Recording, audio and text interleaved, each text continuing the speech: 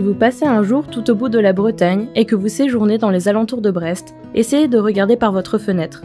Vous verrez là une grande étendue d'eau où passent des bateaux. C'est la rade de Brest, une des plus grandes et des plus belles baies du monde. Ce bout de mer est à l'interface entre le continent et l'océan, ce qui en fait un écosystème particulièrement riche et stratégique pour les humains qui y vivent depuis des milliers d'années. De l'amont des rivières à la sortie du Goulet, les hommes ont noué des liens étroits avec cet environnement, et c'est dans ce cadre si particulier qu'une communauté scientifique a décidé d'y mener ses recherches depuis des décennies. Mais Clara, qu'est-ce que tu fais? Bah, je la regarde de très près, moi, la rade. Mais comment ça? Tu savais, toi, qu'une simple poignée de vase pouvait permettre de connaître son passé et en dire long sur sa santé? Ma thèse a pour objectif de mieux comprendre le passé de la rade en se basant sur l'étude de carottes sédimentaires, des tubes de sédiments vaseux plus ou moins longs qui vont me permettre de remonter dans le temps et de savoir comment l'écosystème a évolué sur le continuum terre-mer en parallèle des activités humaines et des variations climatiques. Imaginez, c'est comme une grosse pelote de laine dans laquelle se mêlent différents forçages, conséquences, et mon but est de comprendre comment tout cela s'imbrique, de démêler toute cette histoire entre l'homme, le climat, son environnement. Heureusement, je ne suis pas toute seule pour faire tout ça, mais ma petite spécialité à moi, c'est la palynologie. Et c'est quoi la palynologie? Du grec palos, la poussière. À tes souhaits? La palynologie, c'est l'étude des particules organiques dans les sédiments, et plus particulièrement des grains de pollen. Décidément, et des kystes de dinoflagellés, qui sont des microalgues du plancton.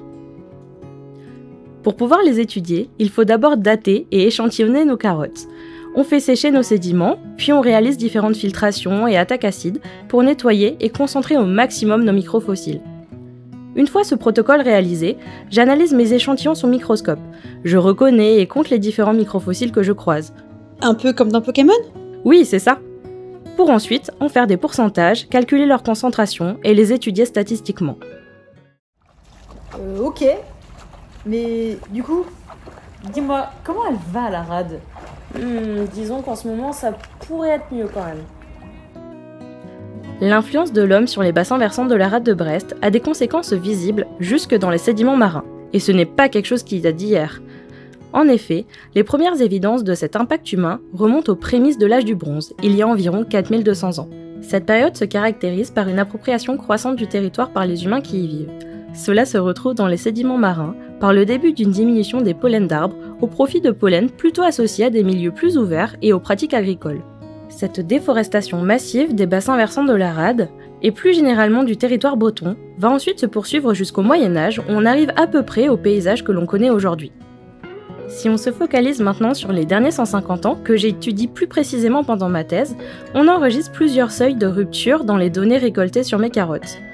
Entre les perturbations liées aux guerres, qui impactent la taille et la nature de mes sédiments, et les grandes politiques agricoles, comme le remembrement par exemple, qui modifient les paysages, en plus de l'augmentation des nitrates qui impactent la colonne d'eau, nos données ne savent plus où donner de la tête. Arrachage des haies, augmentation du ruissellement, apport azoté de plus en plus important dans les champs, pollution industrielle, tout autant de facteurs qui perturbent l'environnement et en viennent même à dégrader notre propre qualité de vie. Cependant, mieux comprendre tout ça, ce passé, les changements environnementaux face à ces perturbations, ça nous permet de mieux alerter et sensibiliser le grand public, les politiques, tous les gens qui vivent autour et grâce à la rade. Mieux comprendre ce passé, c'est mieux anticiper les changements futurs et protéger nos espaces de vie. Alors, pas si naze la vase!